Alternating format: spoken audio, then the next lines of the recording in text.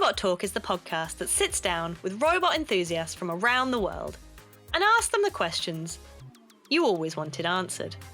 Like, is that a robot security guard? And how does that thing work?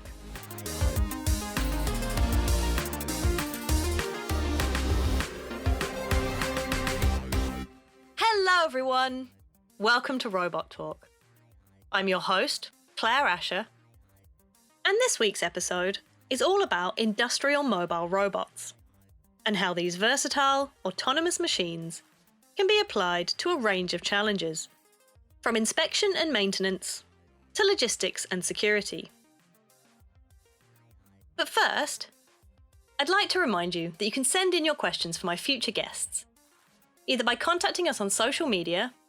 We're at Robot Talk Pod on all the socials, or you can submit questions via our website by going to robottalk.org. So, without further ado, let's get on with this week's interview. I recently had a great conversation with Rafael Lopez from Robotnik Automation, all about mobile robots, logistics, and inspection. Today, I'm talking to Rafael Lopez, Managing Director at Robotnik Automation, a Spanish company specialising in autonomous and collaborative industrial mobile robots. Hi, Rafa. Great to have you on Robot Talk. Hi, Claire. Nice to talk to you.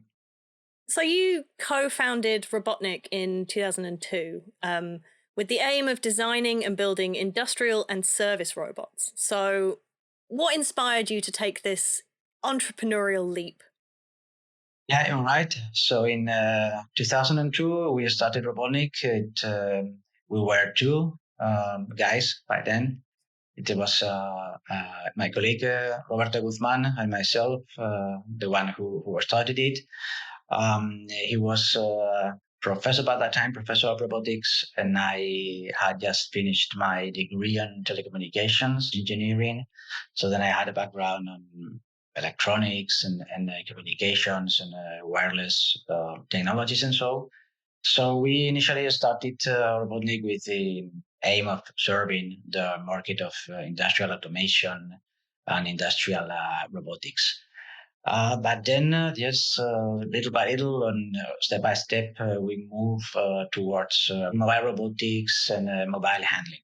Mm-hmm. We had a chance to part in different research projects, and then we start growing basically. Mm-hmm. And over the last 20 years, so we have seen the company growth thanks to continuous efforts and hard work of all of us.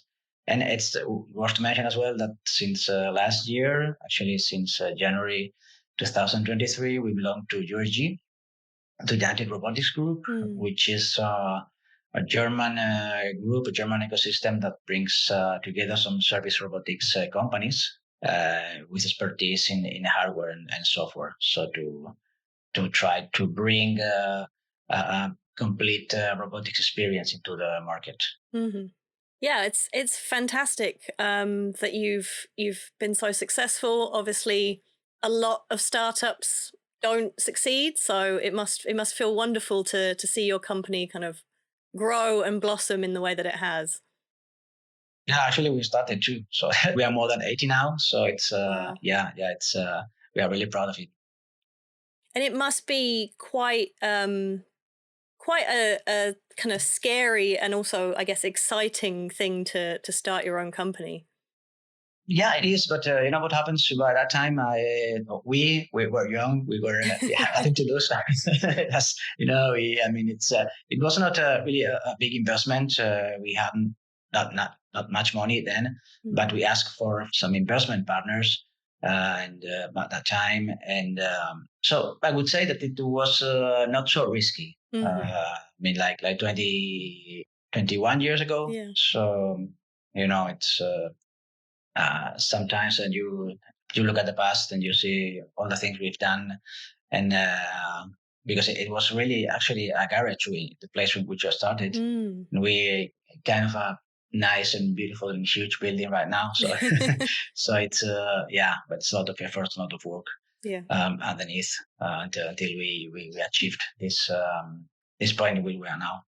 Sure. Yeah. Yeah. Definitely. And so over the last 2 decades, just over 2 decades, Robotnik has developed robots for a huge range of different applications, from logistics to security. What are some of your flagship robots? Yeah, so we have let's say a large portfolio of robots, but one of the flagship robots in terms of those that have been on the market the longest time would be the Summit XL, which is probably the first real marketable solution we had, and it's not discontinued. So it's a general purpose platform developed to operate in indoor and outdoor environments. And it's true that we have, we've been enhancing it and improving this robot during a lot of during many years. But I would say it's the flagship one. It can carry loads of up to 65 kilograms. It run up to 3 meters per second speed, and can navigate autonomously, can be teleoperated. And this a product in which we have also based some new robots that are currently on the market as well. So I would say we have other ones, such as RV Buggy, which is a bigger one for outdoor application and heavier loads, or the RV Theron, which is more aimed to indoor logistics and indoor transport to the industry segment.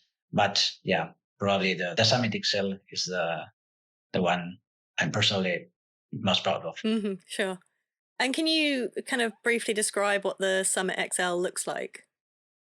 Yeah, it's a four-wheeled robot. If you think of this small remote control cars, which you usually play with when you're a kid.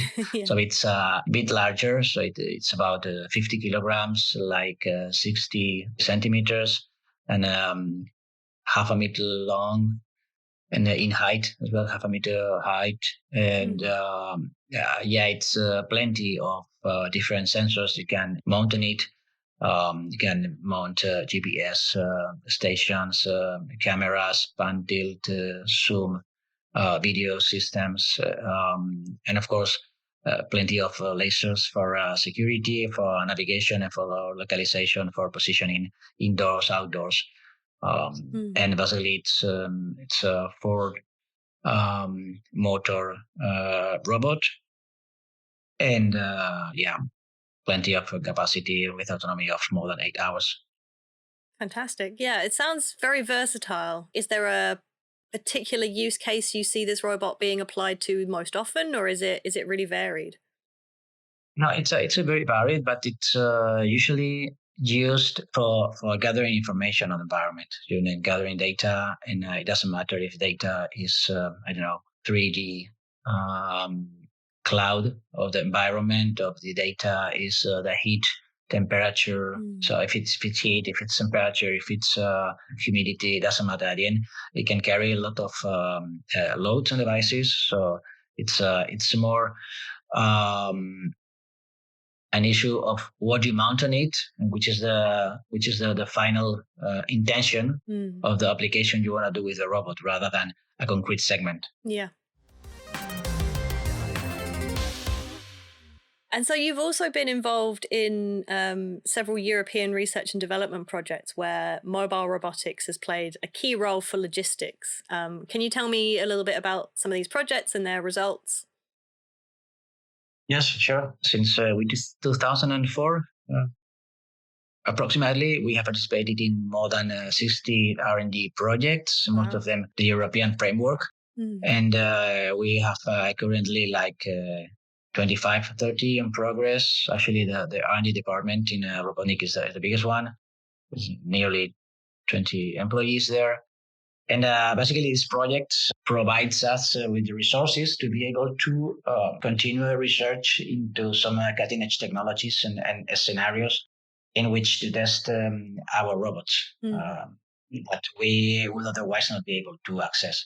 And so to name a few, I mean, it's been a huge number of them, but I can talk, for example, about especially in logistics, about HR Recycler, which was addressing the development of a kind of hybrid human robot recycling plant for electrical and electronic equipment. Okay. And what we usually do here is to be the hardware provider for the solution. And in this particular case, we used one of our autonomous manipulators, which is the RV Kairos Plus, which is able to pick and place small items.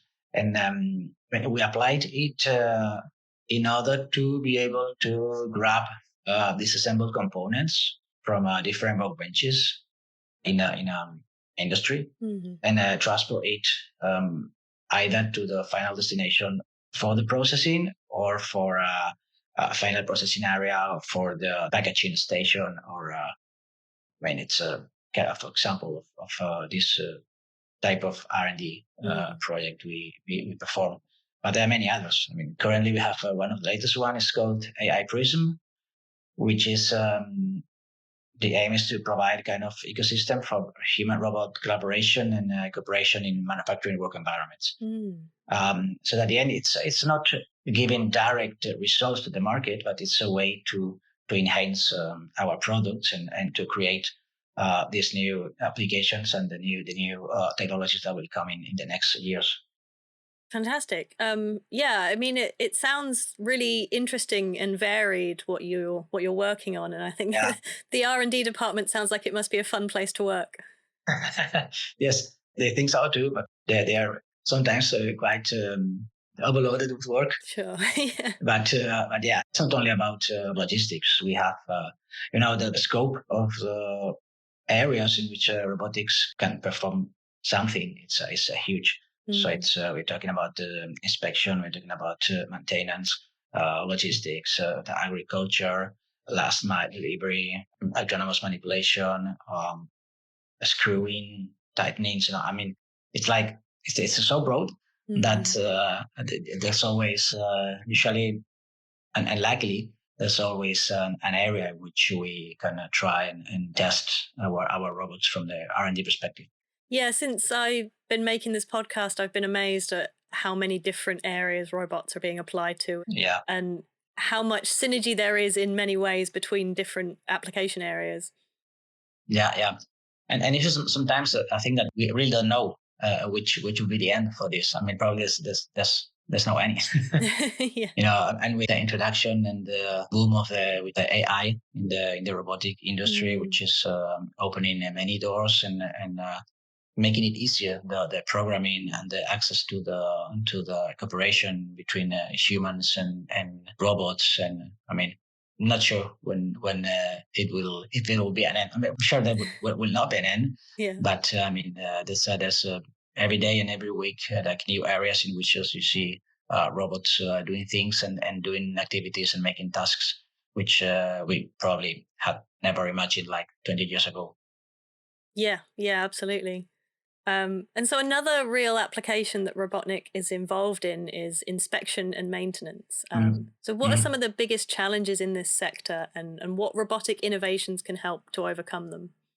Yeah, so actually this has to do with the goal of doing like frequent inspections, so identify potential problems and reducing the risks, the inherent risks. To give you an example, we are using nowadays an upgraded version of the Summit XL, which was the robot I mentioned before, which is called RV Watcher. We are using it to enhance this surveillance and security in electrical substations. Okay. So basically, this mobile platform is used to perform monitoring, patrolling, some overheating detection, alarm transmission, or event triggering. It's like it's not the guard which is usually patrolling around the area, the one who has to do this kind of dangerous or sometimes even dual job.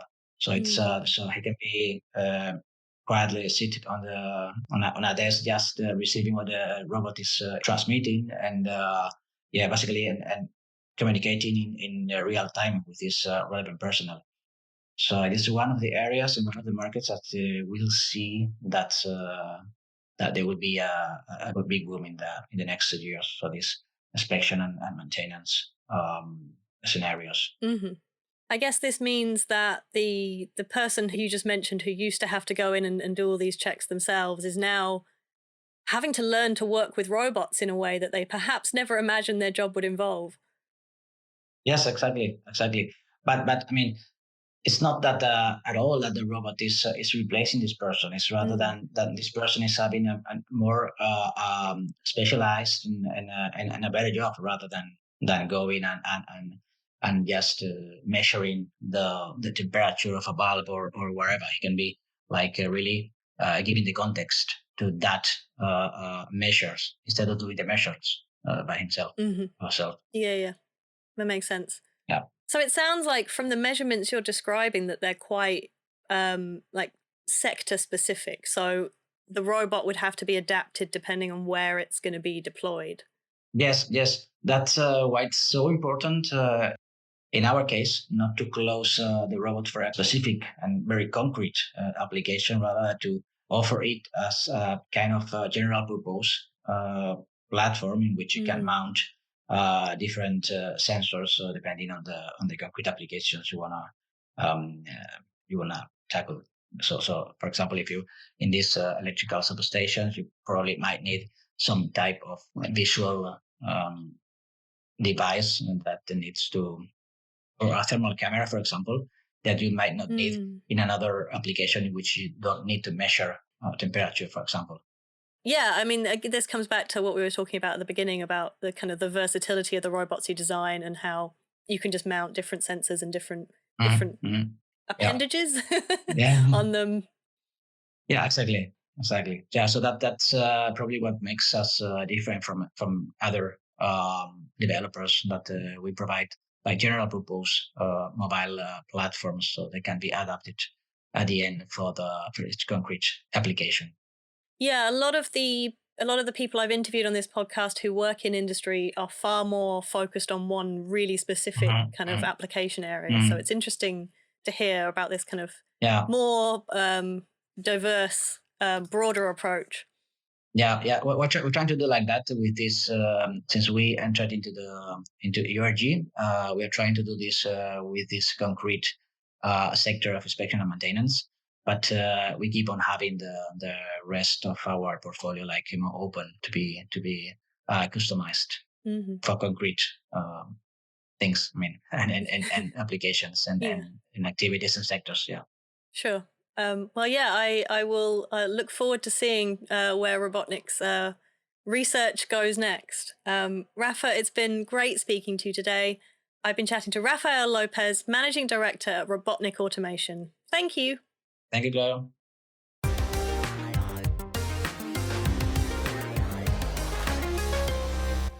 Thanks for listening. If you enjoy Robot Talk, please do share the podcast, subscribe, and leave a review to let us know what you think. And make sure you check out our social media channels to see a photo of Robotnik's Summit XL autonomous mobile robot, which Rafael and I talked about. We're at Robot Talk Pod on all the socials. Next week, I'll be speaking to Maria Jose Galvez Trigo from Cardiff University, all about human-robot interaction, machine learning, and accessibility. Until then, I've been Claire Asher, and this has been Robot Talk. Robot Talk is brought to you by the Hamlin Centre, Imperial College London.